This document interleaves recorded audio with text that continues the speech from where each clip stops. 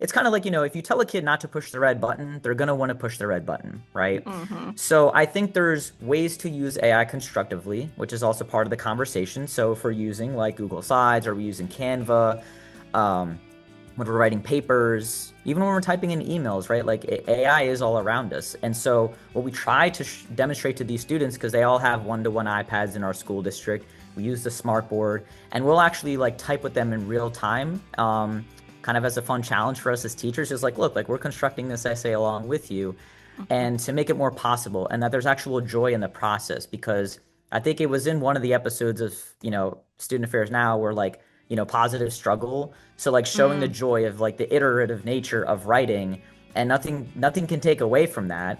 But certainly you can tweak it, and there can be assists. But that's what it is. Like you're the human. Like put in the endeavor, and there's real joy to be had there. But like we do have to kind of convince them in the beginning until they start getting it.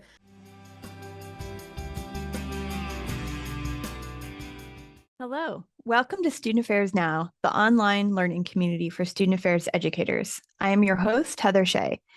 Today on the podcast, we are doing something a little different. This conversation is part of our inaugural Student Affairs Now book club, a new opportunity for members of our learning community on Patreon to engage with timely books and important conversations, shaping higher education and student affairs. Our first selection is Peril and Promise: College Leadership in Turbulent Times by Dr. Beverly Daniel Tatum. We chose this book because Dr. Tatum offers a thoughtful and hopeful perspective on leading institutions through periods of uncertainty, change, and challenge, something many of us are navigating every day. Student Affairs Now is the premier podcast and online learning community for thousands of us who work in, alongside, or adjacent to the field of higher education and student affairs. We release new episodes every week on Wednesdays, and you can find details about this episode or browse our archives at studentaffairsnow.com. Before we dive in, I want to also mention that if you'd like to engage more deeply with the Student Affairs Now learning community on Patreon and continue the conversation beyond the podcast or beyond the book, even, you can join us on Patreon at patreon.com/studentaffairsnow. Anyway, I am your host, as I mentioned, for today's episode, Heather Shea. My pronouns are she, her, and hers, and I am broadcasting from the ancestral, traditional, and contemporary lands of the Anishinaabe, Three Fires Confederacy of Ojibwe, Ottawa, and Potawatomi peoples, otherwise known as East Lansing, Michigan, home of Michigan State University, where I work. Today, I am joined by two members of our Patreon community who signed up to discuss Peril and Promise: College Leadership in Turbulent Times by Dr. Beverly Daniel Tatum. Our conversation inspired by her book, but our goal is not to just review every chapter or test whether anyone finished the book. Instead, we're going to use the book as a starting point for a conversation about leadership, higher education, and the challenges and opportunities facing our campus today. We have also created a discussion guide that is available through the Student Affairs Now Patreon community. It includes additional reflection questions, many more than we'll have time to cover during this hour. And it is designed to help you facilitate conversations with colleagues on your campus, within your team, or with other professional communities. Super excited to welcome Dr. Aja Holmes and Jay Mehta to the conversation today. Welcome. Yes, I'm Dr. Aja Holmes. I'm the Assistant Dean of Students, Director of Community Living at the University of San Francisco. My pronouns are she, her, and sis. I've been here for about 5 years, so I think I'm going into my 6th year. This coming July 1 will be my 6th year here at the University of San Francisco. And I oversee the residence halls off-campus area, so students who are living in the neighborhood, and then also to our basic needs of food pantry area. So I also run that. And so one of the things that they really wanted us to look at was one of the Jesuit values, which is that cura personalis, which is care for the person, care for the whole person, in creating the Office of Community Living. And those are some very caring parts of the university that we have that touches those students in those areas. I want to say that I think that I'm a little bit blessed because of the fact that our chancellor, at the time when some of the turbulent things were happening, with the Dear Colleague letter, said that, DEI diversity, equity, and inclusion is our North Star. Please do not change anything. That is literally the Jesuit values are that. And that's what this institution is built upon. And that has been a release for us to do that. And to be able to continue to, do some things, some small pivots, here or there, but I don't think nothing that really was too substantial to lay people off or anything of that nature. And so I think that has been a bit of a blessing for us. But it's also I've had to support, colleagues across the country who is dealing with some of this as well. And so doing that. And I think that I know you put the word in here that I was going to choose, which is, leadership in turbulent times, but turbulent is my word. I think that is something there where we're really are attacking on people's identities and who they are and how they are showing up in their most authentic ways is being attacked by this administration. And it's hard to sit there and watch it happen to people you work with and people you really care about. Yeah. Yeah. And I think with turbulent is such a good word too, because like when you're on a plane and you're experiencing turbulence, like you can't do anything about it. All you can do is kind of hold on and hope that the pilot can navigate through it. Right. And so there's so many metaphors that translates to. That's such a good word. Yeah. Jay, how about you? Tell us a little bit about who you are and what your word is right now. Sure. So I'm Jay Mehta. My pronouns are he, him, his. I'm currently an English language arts teacher based in the greater Philadelphia area, and I'm also an EDD candidate in my second year. Currently, my research is focused on student leadership development. So Aja, when you mentioned about like what it means to look at holistic care, I'm focused on a lot of holistic learning theory for that leadership development as well. And then I would say one word that came to mind for me, especially in my kind of like juxtaposition, is choice. Because if I'm in the public school setting, folks ask me like, oh, like you want to go to higher ed? Like why? And then folks in higher ed, they're like, oh, like tell me more about the public school world. So I feel like I'm making these choices, and any choice that I'm making, that I have to back it with intention. So I'm not, I'm privy to, of course, the issues in both, fields, but I feel like wholesale, the field of education is my choice. And I'm curious to see, just like how I would navigate those waters in higher ed. And having gone to the ACPA 26 convention, just kind of like, getting a better sense of how things are operating. It honestly just, it does excite me, right? Like I see opportunity, I see choice. That's kind of where I'm at right now. That's great. That's great. Well, I'm a participant, so I'm going to also go through and kind of participate as well. Yay. So Heather Shea, she, her pronouns. I work as the director of the Pathways Persistence Programs at Michigan State. And I've been in this role for almost 2 years, but I've been at Michigan State since 2013. We're on president number 6, if if anybody's counting. I don't know if that's going to come up in today's conversation or not. I'm a proud graduate, though, of Michigan State's HAIL program. And so I'm a proud Spartan. But I think, from the context of my institution, it feels really turbulent. I think turbulent is a great word, but I'll choose a different one because Asha took that one. I will say, I'll say it feels really heavy.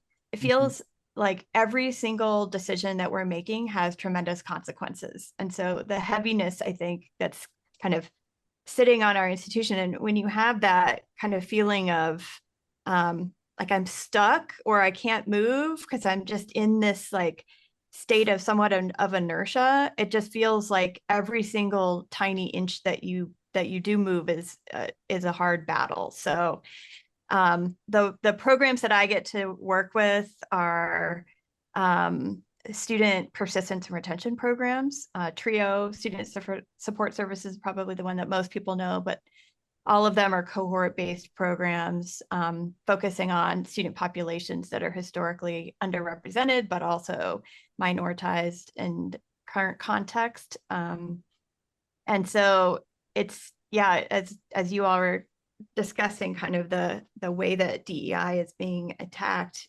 it's like we have to figure out how we're going to do that work despite that, because our students are our students.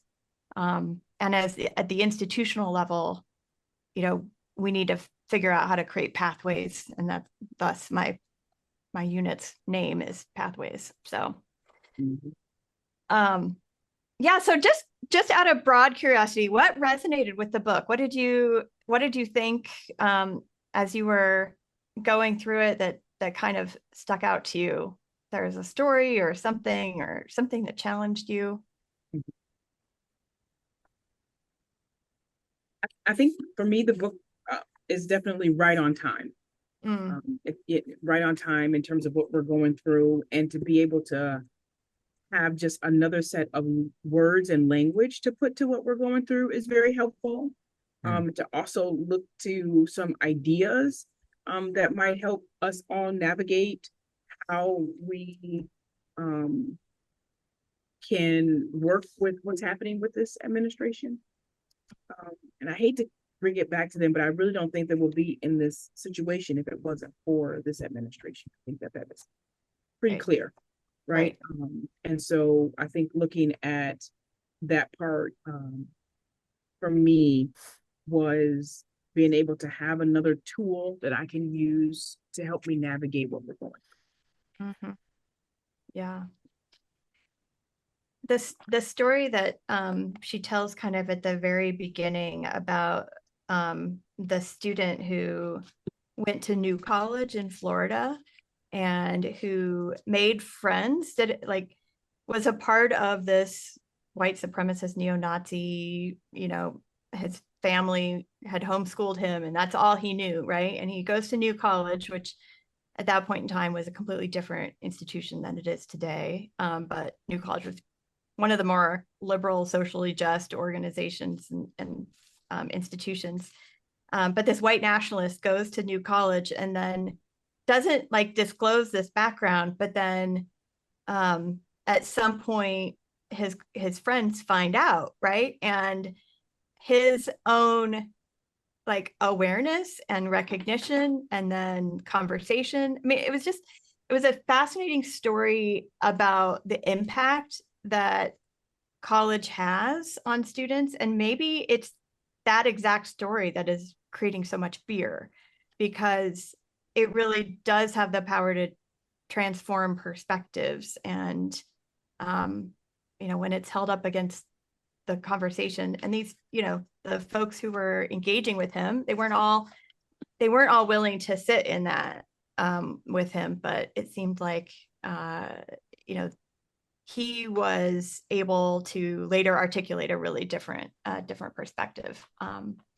So anyway, that as I think about the attacks on higher ed, where did they stem from? I think it partially comes from this place of fear, or we're afraid that our colleges are going to completely change people's minds, which they do, and that's a good thing. Yeah, I think we don't see enough of those in the headlines about an attempt to, have folks engage in genuine conversation with one another when they have polarizing views, because that feels like what it is right now, right? Because it is, to be clear, it is that, but it's also this. It's the nuance of people who were born and brought up and raised in a different culture, and then they have the culture shock. And then there's folks who are willing to say, hey, this is what we think, this is what we believe. Let's hear about what you think, what you believe, and let's have dialogue. So I also, I also resonated with that, because I see that a lot in my own students, as young as they are, they're just 11 and 12 years old, and the way that we try to have them construct civil discourse with each other is it's a lot of heavy lifting in the beginning of this school year, I will say, because a lot of the dialogue that they have outside of the classroom is very virtual, I will say, right? Pandemic affected everything in terms of how we communicate. Um, and with my students, because they're Gen Alpha, and so for them it's a lot of like, like Discord, right? Or like chatting through video games that they play. When they're talking in person, a lot of that code switching doesn't happen. Like they're still in the same kind of mindset, like, we're just talking to each other like we're tapping on a keyboard, right? Then they bring that into the classroom. And so then we have to have an agreement, say like, like folks, like this is like, we have to make sure we're respecting each other in terms of how we speak to one another, even if we have, and especially when we have differing viewpoints, right? Mm, So I also found that to be resonant. Um, for me, another point too was just how Dr. Tatum was talking about just managing mm, the campus conflicts, mm, um, during like like times of political tension. And the three, like I just remember it because she mentioned like here are the three things, right? Just if you can help either doing these things or not doing them. And she said, number one, listen to students, mm, right? Listen to them, see, what they're advocating for, how they're advocating, right? The second one, and I feel like the first one was kind of like, I don't know, it felt kind of common sense, right? Like, of course you should yeah. listen to your students. The second Yeah. one was like, it surprised me, but then not really, because I'm still faculty myself. So I'm like, of Hmm. course, like I'm going to talk to faculty because that's what I do already. But I Hmm. guess once you cross over into the threshold of like, Hmm. administrative staff, maybe you don't always think of that, right? So speaking with faculty, because they are sometimes spending, they're front facing. So sometimes they're spending more time with students than their own family members or their peers and those kind of things. And then the third, don't call the cops. Like, Yeah. just because once you do that, then Yeah. the media storm begins, and like it's a real rock and a hard place situation to say the least, right? And so it was interesting to me to see her name these three things, but then see how many leaders might have not demonstrated either one of those or like all three of those. Hmm. And then we see the headlines in the news and those kind of things. Hmm. So that was what resonated with me. And I'm like, it's going to be like a sticky note on my laptop when I do crossover higher ed eventually. So, Yeah, that part was really interesting. I mean, I think the protests and the encampments following the October 7th attack and then the subsequent, war against Hamas, and it that was a huge tension point. Aja, did that bubble up on your campus? Yeah, yeah. hmm We did. Definitely during the last academic year. We haven't had any much Yeah. this year, but Yeah. Yeah. I thought one of the coolest things was when we had the protests or the camps. It was over graduation weekend, and the camps made a graduation backdrop for folks who come over and get a photo taken with the little graduation backdrop. I thought that was so creative. I was like, you all are just yes, That's so students, cool. yes. But yeah, it hasn't been so much this year, but Yeah. it has been. Yeah. But like who responds and how they respond. I mean, it's mm, just been interesting because I've been a part of a search process for a new AVP on our campus. And we've been Mhm. talking about like when students are upset and they make demands, like they want to talk to the president. They want to talk to the vice president of student affairs, right? Like they don't necessarily want to talk to their advisor.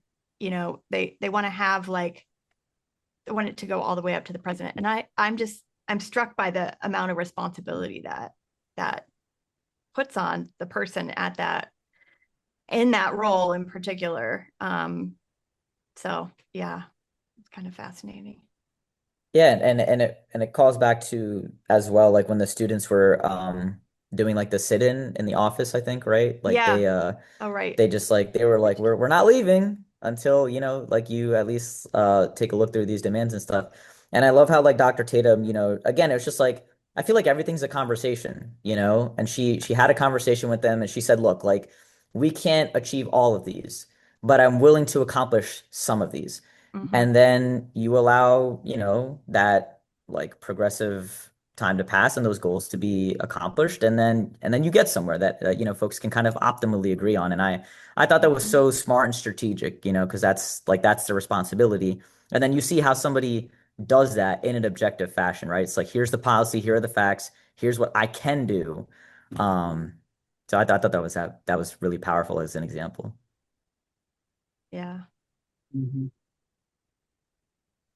What were some other things that have come up as you've read the book that resonated compared to issues that are happening in your own spaces, or comments that you heard her make that would be relevant here? I can be the one to bring up AI if nobody else is going to bring it up. Someone has to, right? Yeah. Yes. Yeah, so the AI stuff, like it's really fascinating because again, like I never thought of it this way, being a sixth grade teacher, and then, of course, Heather, you and I talked about this before, but Yeah. I'm gonna move into seventh grade next year, but it's still, like relatively, still Gen Alpha.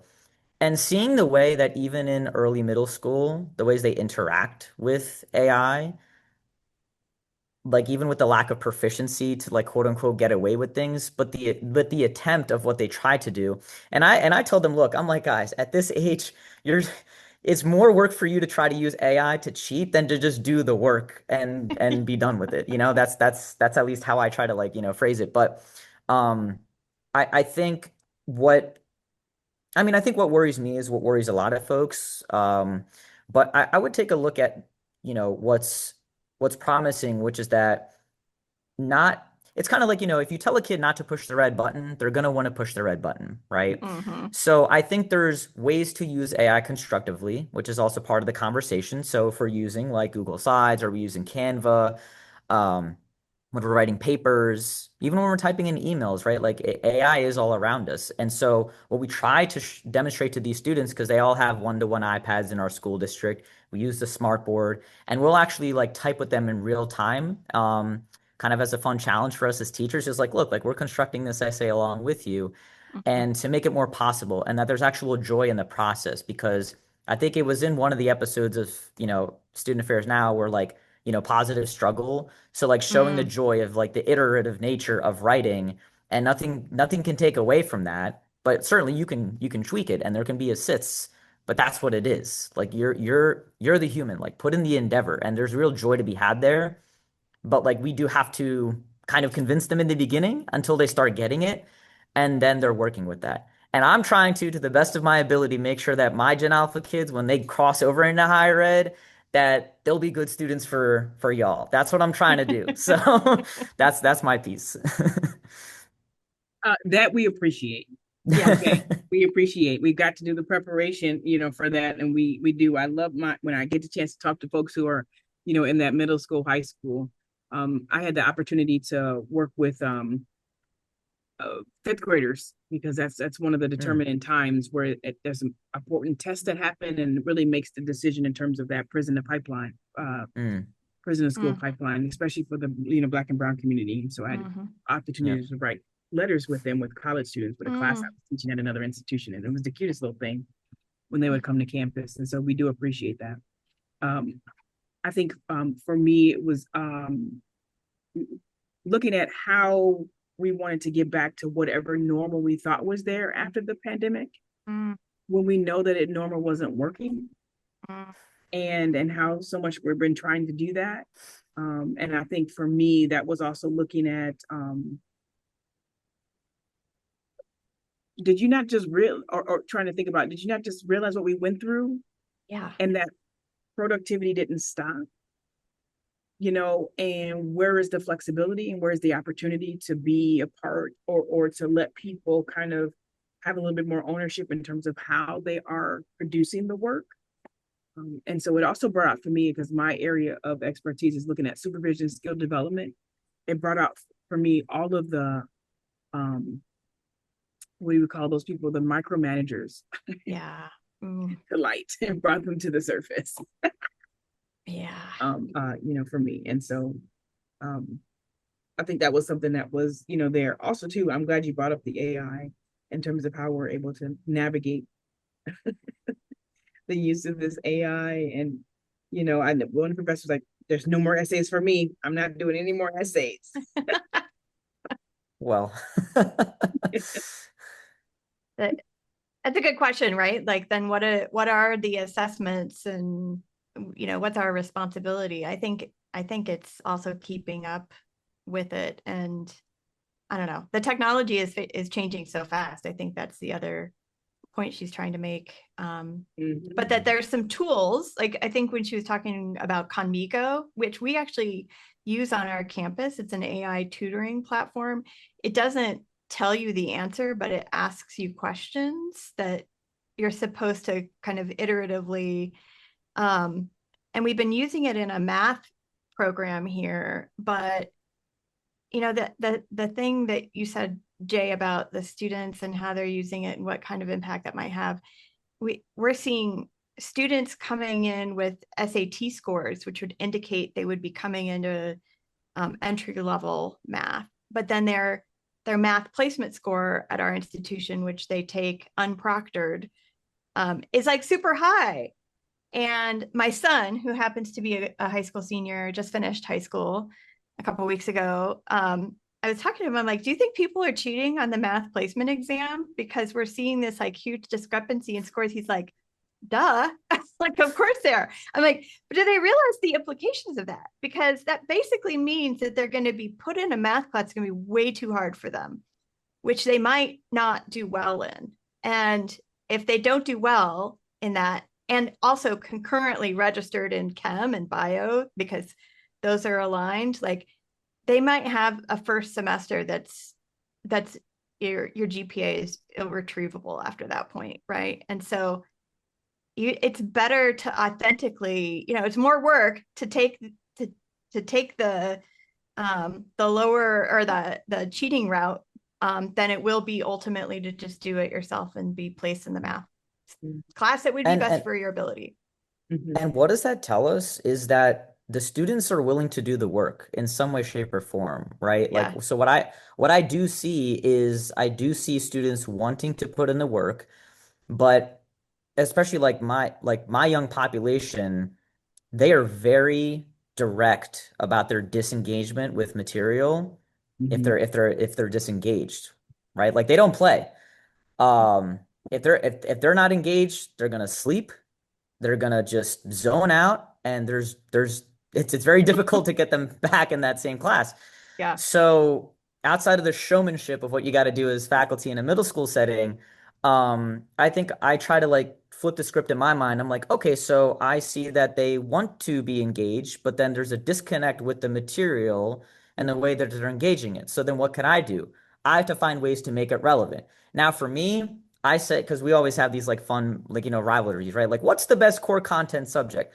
I'm saying ELA all day Mhm. because there's nothing like the power of storytelling to incentivize, to your point, Aja, Mhm. Black and Brown youth especially, because I was that. When I was growing up, I did not see myself in the canon, and I actually hated reading and writing growing up. I share that with my kids every year at the beginning of the school year. I'm like, did you know that your English teacher hated reading and writing growing up? They're like, what? Mr. Mehta, like, how could you? And I'm like, let me tell you, right? So, for me, it was like I eventually understood the power of storytelling. I started writing my own, and because I wanted to get better at writing my own, I knew I had to read more stories to get better at that. Dipped into my own cultural heritage to figure out what the stories were there. And a lot of that is, it's coming more to the fruition, but Mhm. sometimes it takes a certain educator, it takes a certain kind of curriculum, if not the best combination of both, to really get a kid to be like, wow, like I can actually like reading and writing. And I think if we can somehow make that attempt, then they'll meet us halfway. They Yeah. will. And mathematics, especially, like I always loved math growing up. Um, but I think that especially nowadays, like it has to be applied mathematics. So the kids Yes. want math, they just want it to be relevant. Like make it make sense, right? Like how is this going to be meaningful to them for engineering or for robotics or even for like, gaming, right? Like when students in high school are thinking about what they're going to do with AI and math in the future, like companies like AMD, Intel, Nvidia, like they're actively talking about AI and it's very lucrative. Yeah. So we have to be at least understanding that same language, if not speaking it. and bringing some of those experts in as well so that it can be in-house, so that we don't have to keep outsourcing, these like brilliant experts who can showcase to our students, like you can get more of this in higher ed. Yeah. Why do you think she named the book Peril and Promise?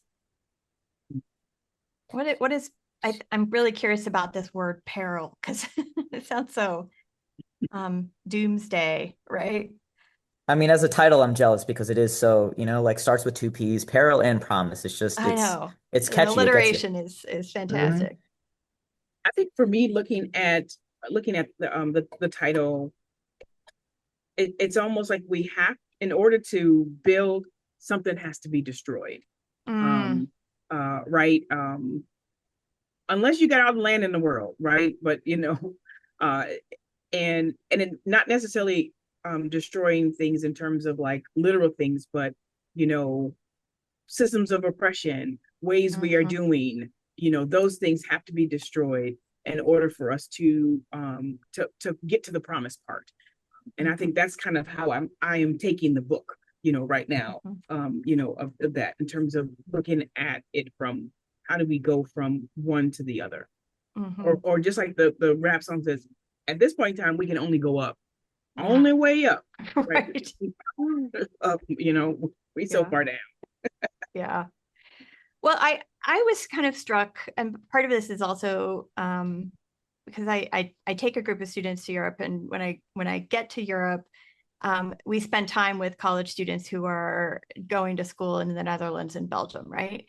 And inevitably, the question of cost of higher ed comes up because in the U.S.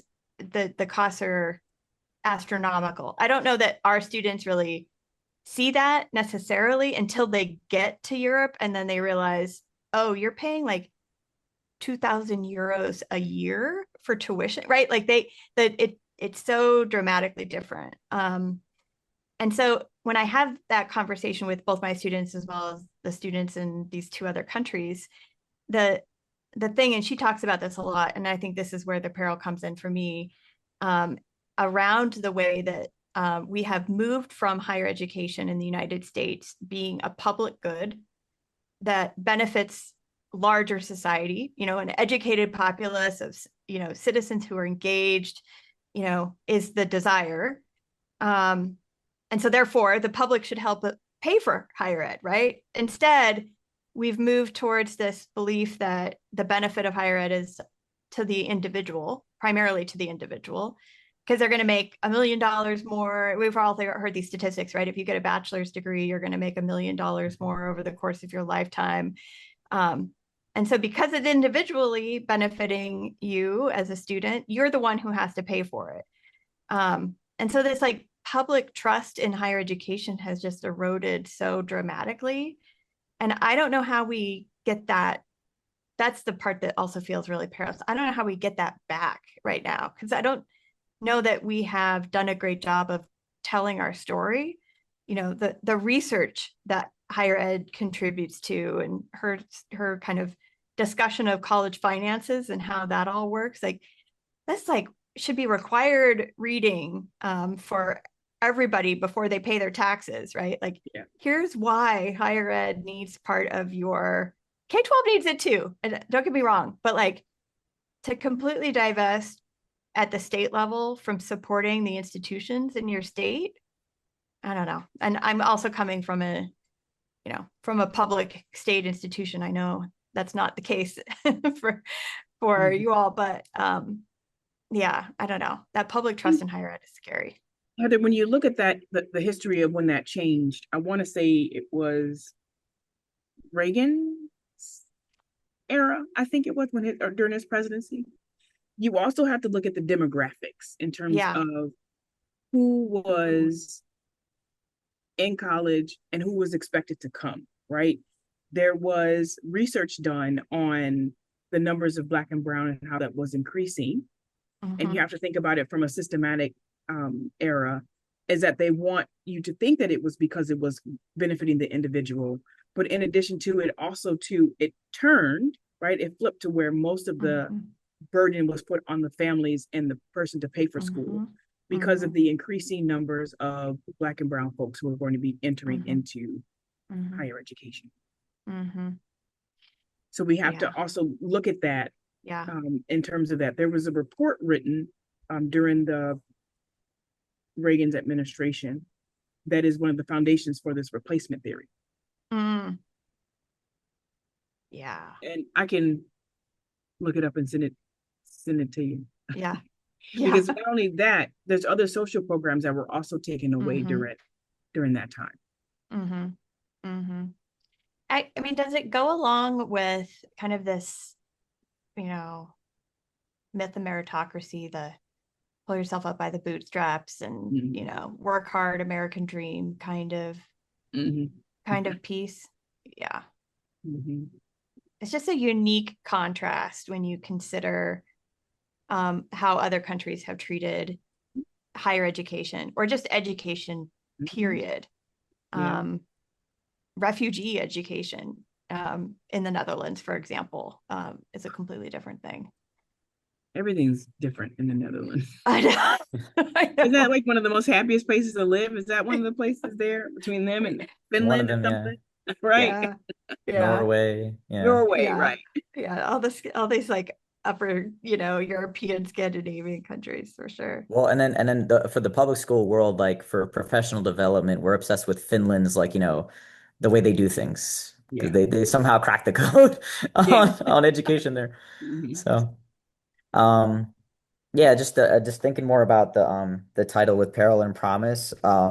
I think something that was clicking for me this school year was that things are always good and things are always bad.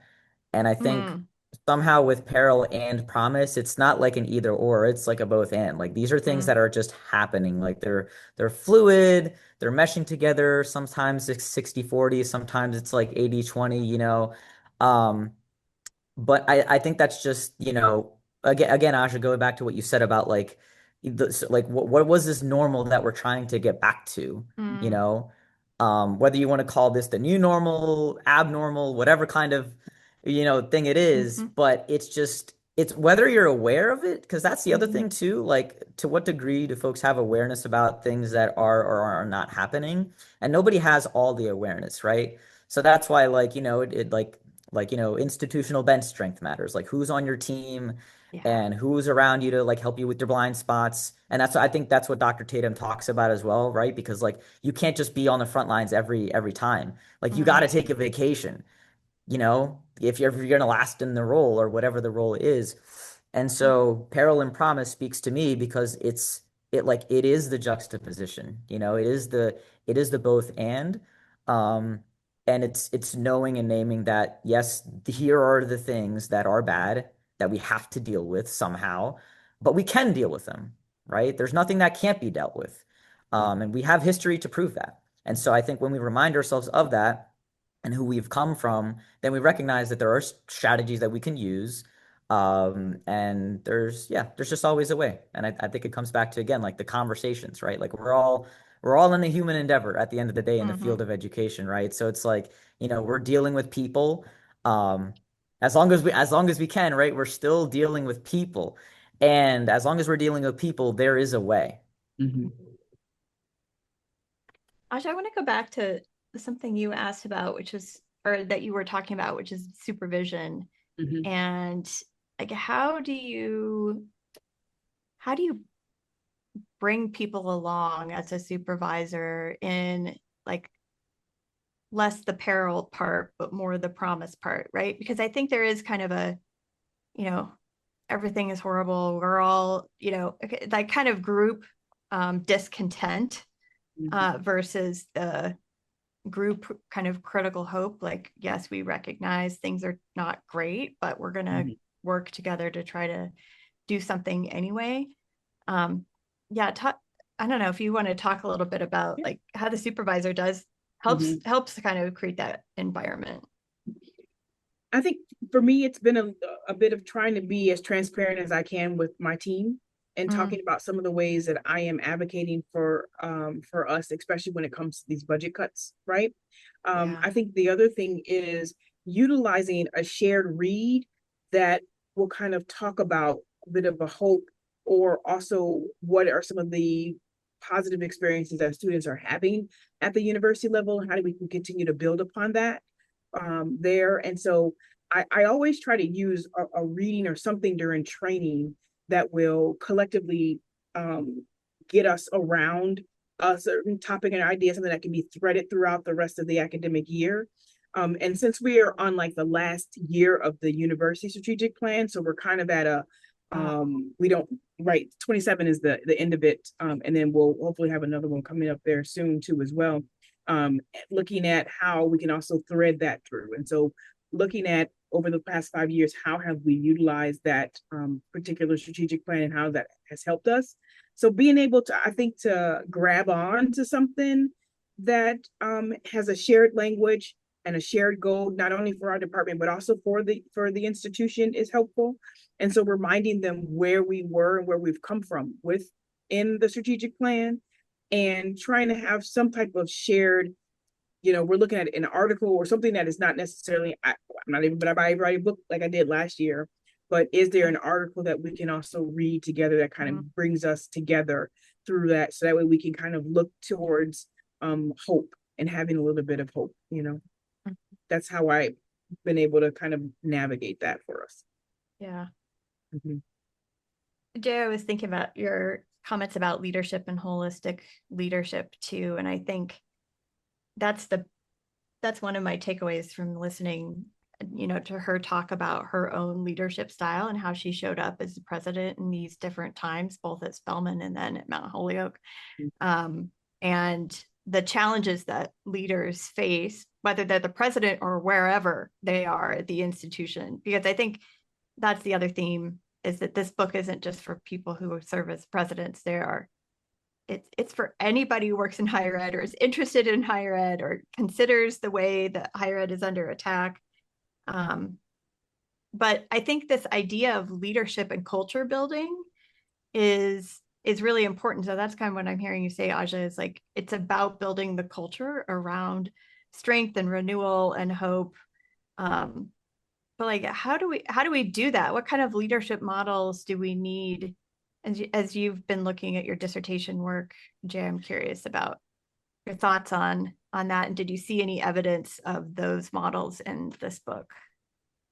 Yeah, so I almost want to bridge off of what Aja was saying about transparency, because I think that's the key. Like when you have leaders who demonstrate vulnerability, again, just going back to the human element of what it is we do, that's what makes us human. It's when you can demonstrate authentically like who you are, what are your vulnerabilities, and how that's not a sign of weakness. You're showcasing how you navigate through moments of error, or just moments of like weakness, but then how you come out of the other side as strength, because it's one of those paradoxes, but it's true.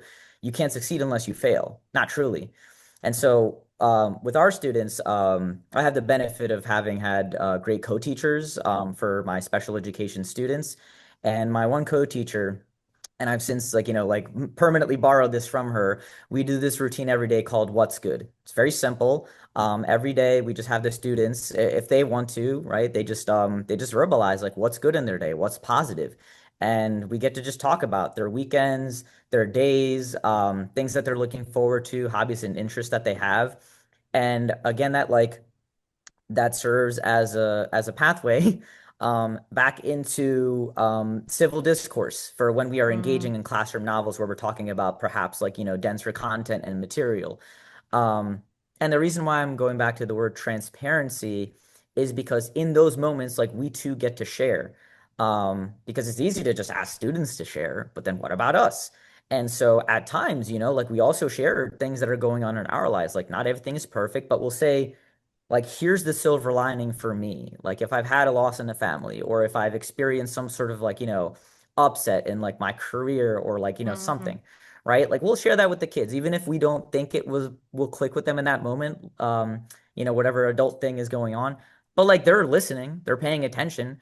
Um, and so I think that transparency piece, that vulnerability, is really what I'm looking at in terms of holistic learning theory, because looking at the whole child, or like in this case like the whole student, we have to be able to acknowledge all that they're bringing to the table, and it's a lot, right? I like to say, like, folks have a bunch of Venn diagrams, right?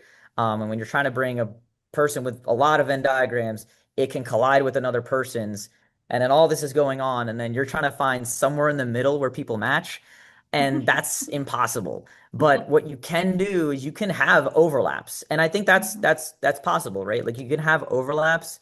It's just a matter of communicating and being vulnerable so that people know, oh my gosh, I didn't know like you were going through that.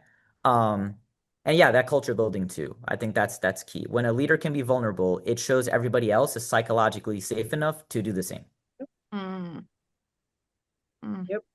I have that same philosophy. If I'm, transparent and saying, okay, here are the balls I've dropped, and here's how I'm going to get those back, here's what I'm doing to tell folks that they'll come to you more and saying, okay, here's where I messed up, or here's where I need help, or whatever. And so we have to also model that. And that's what I do in terms of also to part of my supervision. And not that I've seen the episode yet, but I want to. I think Keith, he just had like the author of the book on like alpha leadership, right? Like mhm. doing away with, like what's the quote unquote alpha leader? Because it's not just a, like a one man does everything type role. It's just not like, I mean, where's the fun in that, right? Like, it's more fun and the joy to just be able to collaborate with different people, not be the sole custodian of knowledge or expertise or wisdom in the room. So. Yeah. Well said. Well, I think I'd love to just kind of go towards closing round, final reflection. What's something you take away from this book read? Other questions you're still wrestling with, and then of course I always like what are you thinking about, pondering, considering now, because we are called Student Affairs Now. So, and I'll also contribute too. But either one of you want to start us off with closing thoughts? Sure. For me, I honestly, like, I go back to convention because that was such a remarkably unique experience for me. And I always love shouting him out when I can, Dr. Clint Michael Renau, because he truly made that experience so worth it for me. Like, the people who he introduced me to that like I otherwise maybe wouldn't have felt so comfortable, like, like meeting. And I remember when I was in the Dean of Students Institute training, like pre-convention, and he was one of the faculty members, and he had said, I mean, he has so many quotables, like, but one of the ones that stuck out to me was that um crisis does not create a leader, it reveals them. And I think I was thinking about that in the back of my mind as I was listening to Peril and Promise, because that's what Dr. Tatum demonstrated, that there was a crisis, but it didn't create her. It just revealed the type of leader that she already was or is. So that's kind of like what I'm taking away from the book. Mm-hmm. Mm-hmm. What are you thinking Good. about, pondering, considering now? Is that Oh your yeah. answer? I've always wanted to get this question. Yay. Uh, So I think what I'm pondering right now is opportunity. That's where mm, my headspace is at. Fifth year of teaching next year. Final year of my doctorate. Again, fingers crossed. I hope to defend next spring semester. And just looking at, like, just the horizon, right? As mhm, cliche as that sounds, like, it's exciting to me because, again, like, yes, things are always good and things are always bad, but I'm just looking at how much opportunity there is there, and I want to be able to really like roll up my sleeves and do the work with good people and just see where it takes me. So that's, yeah, opportunity is on my mind right now. Mhm. that's great. I think from today's conversation, I am, taking away, um, I think the community in sense of how we're helping to shape students. And I'm looking at this, and when I was in grad school, we were talking about this P through 20, right? And it brought back for Yeah. me that Mm, thinking about how are we partnering with our high schools, our middle schools, to ensure that those there who are prepared for college. And just having a conversation with you, Jay, and the work that you're doing with those middle schoolers, is awesome. And so I think for me, that is kind of what I took away from that is, how do we move into a P20 model, in terms Yeah. of, making folks, ready for that. But at the same time, college isn't for everybody. We know that. Mhm. But that still doesn't mean that we don't prepare you for it. You may choose to not, do it or go in another route, or, with that, you still need some of the skills for college, for trade schools, for the community college route. And so I think that there is room there, that I wish that our Department of Education would look at, Mhm. in terms Mhm. of that part. So I think that's kind of what I'm taking, from this particular, uh, conversation as I teach first year students. How can I look at it from a P20 model in terms of how we're partnering with some of our folks, and there to ensure that folks are ready when they get to our campuses there. And I think what I'm thinking about now and pondering or considering now, because it's student affairs now, is navigating a very tumultuous budget situation we Mhm. have here going on, Mhm. here at the university, and how I'm able to still support and bring some excitement to Mhm. training that will happen in probably less than a month. So that's what I'm pondering or considering now. Yeah. Oh, that's good. Um, yeah, so for me, I think this conversation has been really interesting and tracking kind of how many of the themes in the book kind of showed up as we were discussing. And I think I mentioned at the beginning, but the turkey and ham um, Mm. story at the very end, the piece of it is that Dr. Tatum arrives at Mount Holyoke. Her assistant says, "It's time to order the turkeys and the hams." And she's like, "Why do we need turkeys and hams?" She's like, "Well, every year the president always sends turkeys and hams to the ground staff, the ground crew, and the public safety officers." And she's like, "Well, what? Why do only they get them? A, B, why would I send turkey and hams? I'm vegetarian." So just like her ability to authentically then go to the meeting where they had to reveal they weren't going to get turkeys and hams that year.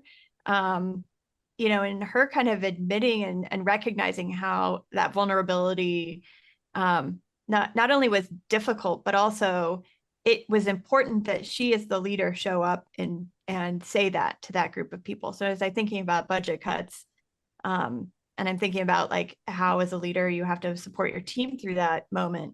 Sometimes it's about some of those hard, you're not getting the turkey and ham this year. And also, I think, through all of that, it's who you are and how you show up in those spaces. Sometimes it matters. Before we wrap up today's episode, I want to take a moment to say thank you to today's inaugural book club participants. Thanks, Jay. Thanks, Aja. And to everyone watching or listening today. Clint Michael, I hope that's you.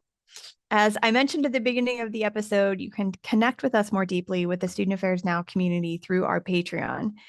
Student Affairs Now has always been more than a podcast. It's a learning community for people who care deeply about higher education and student affairs. For the past 5 years, we've created space for conversations that inform, inspire, and affirm the work educators are doing across the field. And we are incredibly grateful for the listeners, guests, and collaborators who have helped this community grow. Through Patreon, we're creating even more ways for you to engage with the community, including discussion guides, facilitated book club conversations like this one, bonus content, and opportunities to help shape future discussions. In today's conversation, if it sparked anything for you or sparked ideas for you, we encourage you to download and use the Student Affairs Now Book Club discussion guide. We intentionally included more questions than we would address in a single conversation so that you can continue the dialogue with colleagues, graduate students, staff teams, or professional communities on your own campus. If these conversations have ever sparked an idea for you or your work, or helped you feel more connected to others in the field, we'd love to have you join us. You can learn more and become a part of the community at patreon.com/studentafairsnow. As always, huge shout out to Nat Ambrosi, our incredible producer. Nat, your behind the scenes brilliance makes every episode possible, and we are so grateful for you. And as always, thanks to our listeners and viewers for being a part of this learning community. I'm Heather Shea. Thanks for watching and listening. Let's make it a great week.